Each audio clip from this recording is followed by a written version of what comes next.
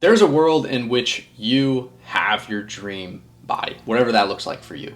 Lean, healthy, athletic, strong. But for some of you, it's just 5 months away. And for others of you, it's 50 years away. And the only separating factor between both of you is what is your timeline. So this video is going to be all about why you actually need a timeline on your weight loss goal. How fast should that timeline be, and how and when can you actually expect to achieve that goal? Before I get into the content of the video, I want you to know who I am. That way you can actually believe me when I'm talking to you here. So my name is Joe Joheim. I'm the co-owner of defaultkings.com. We are an online fitness coaching company for Christian entrepreneurs, business owners, and professionals. And to date, we've worked with nearly 600 men and helped them lose anywhere from 10 to 188 pounds. So when it comes to weight loss, fat loss, and how to actually just change your body and get fit, get healthy, I tend to have a general idea of what I'm talking about. First things first, why do you actually need a timeline on your goal? Now, in my opinion, when you're overweight and overfat, there should be some natural urgency there. Because here's the thing, the highest cause of mortality, the biggest cofactor in every leading disease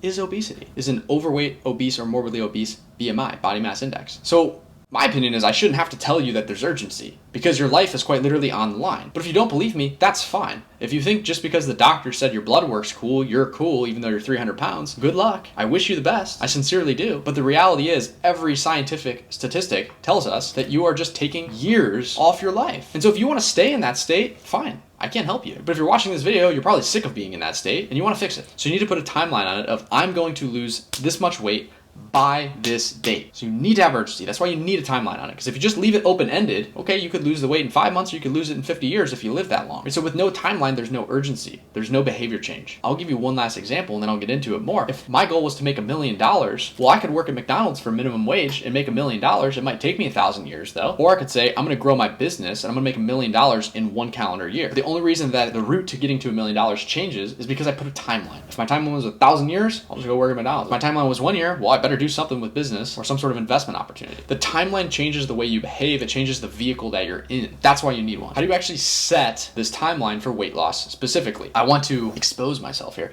This is not 100% my idea, but nothing is. We get all of our ideas from somewhere else. But I was inspired to kind of make this video because I was at Myron Golden's business conference about a month ago, and Dr. Benjamin Hardy spoke there. He's the author of 10X is Easier Than 2X. And he talked a lot about this idea of setting impossible goals for your business because it forces you to completely change things. If my goal was to go from $50,000 a month in revenue to $500,000 a month in revenue, I have to completely change the way I operate if I say I'm going to do that in 3 months. So it's a spin-off of his idea. And I want to use it in a weight loss context because we have to change it a little bit because of just science, realistically. There's thermogenesis involved. Okay, you need a certain amount of time to lose the weight. This idea that I'm coming up with here is for the sake of this video. I haven't used this with clients, but I'm going to call it like a sprint goal for you for this video. I don't actually have a name for it. And what your sprint goal would look like is finding your realistic timeline and then dividing it by 4. And I'll tell you exactly how to do that in a few minutes here. But here's the thing. It should feel impossible. It should feel like there's absolutely no way. That's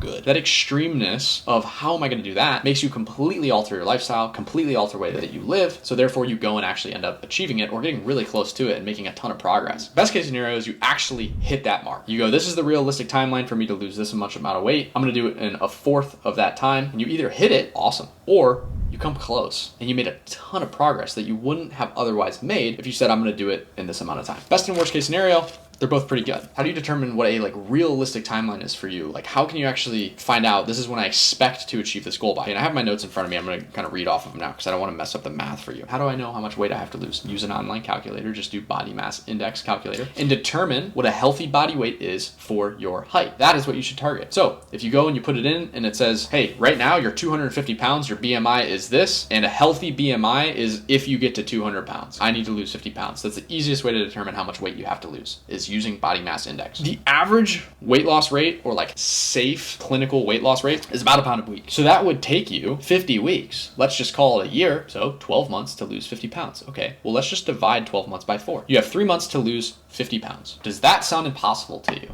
It might, because up to date, you haven't been able to figure out the weight management thing. But I'm here to tell you, our client Parker did it. Our client Drew did it. These are both guys with families that have careers that are busy dudes. And they made it happen. So it might sound impossible, 50 pounds, 3 months, but if they did it, why can't you? We can actually just math this out. And if you've been on my channel for any extended period of time, you know that 1 pound fat is about 3,500 calories. So let's do the math. You have 50 pounds to lose. That means 50 pounds times 3,500 equals 175,000. To lose 50 pounds, you need to create a 175,000 calorie deficit in those 3 months. So if we do 175,000 divided by 90, that's roughly how many days it is. That means each day you would need to have a 1,950 calorie deficit. So what are your options? Well, your options are eat 1,950 calories less than you are right now, which might not be hard to do depending on who you are and how much you're eating and how overweight you are, or you burn 1,950 calories more than you are right now. And what I think is way easier is just do a combination of both. Find a way to burn an extra 1,000 calories a day. Go pick up jujitsu and do it for 60 to 90 minutes a day. Go pickleball, play it for 90 minutes straight. Find a way to burn 1,000 calories and then find a way to eat 1,000 calories less. And now you've covered your spread. That combined, you're burning 1,000 more and you're eating 1,000 less. You've covered your spread of 1,950. If you come up short and you don't lose that 50 pounds in 3 months, so what? You probably lost at least 25, bare minimum, by trying to go that aggressive. And losing 25 pounds is no small feat. You probably had some massive lifestyle changes, and you probably look at weight loss completely differently than you otherwise had up to that point. So again, coming up short, which is worst case scenario, ain't so bad because you make more progress than you've made probably for the last few years or decades. The question that comes up after kind of addressing this is this sprint goal of like, let's just lose 50 pounds in 3 months. Is a 1,950 calorie deficit in this example per day sustainable? Of course it's not, but neither is staying fat. One kills you. One gives you more life. You don't have to do that 1,950 deficit forever, right? But it's a good sprint metric because it gives you downhill momentum. And the thing is, weight loss is about behavior change. We call it changing your default actions, the things that you do subconsciously, the behaviors that you do without even thinking about, the habits that you have ingrained. It's about changing those default actions. And that's an emotional game. So you have to consider emotions and psychology as a part of this transformation. And the reality is, if you don't see fast progress, you get discouraged and you stop doing the thing. How many times have you worked with some personal trainer or some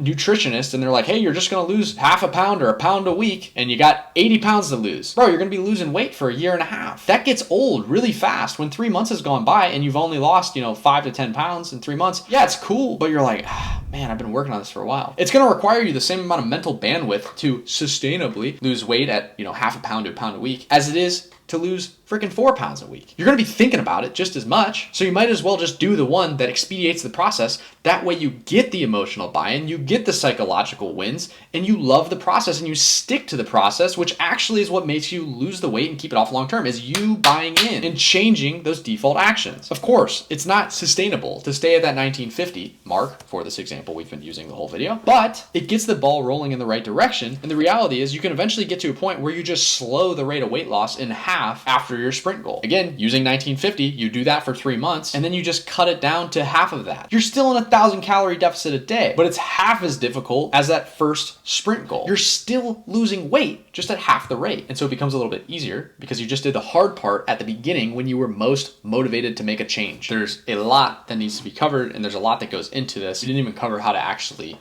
really get into that deficit and how to weigh yourself and how to track calories and how to work out properly and how to find an active hobby that makes sense for you. So there's still a ton here that you need to know. That's why we have a coaching program. And that's why I have a whole YouTube channel too. So go look at other videos because we've done this for almost 600 people. So I can guarantee we can do it for you too, as long as you just follow instructions and are coachable. And you want our help specifically, there's going to be a link somewhere in the description here for you to book a free fat loss assessment where you're going to talk to me or somebody on my team about how we can help you create results like all these transformations, how you can experience some results like that, lose anywhere from say 10 to 188 pounds, and actually learn how to change your default actions, change your behavior in a way that allows you to keep this weight off forever. So click that button in the description, go book a free fat loss assessment. If you enjoyed the video, like, comment, subscribe, send it to one of your friends that needs to lose some weight, but probably don't tell them you sent it to them because they're overweight. They might not like that, but drop them a hint, help them out, and let's actually make a change in the world and help these people get the weight off and keep it off for good. Thanks for being here.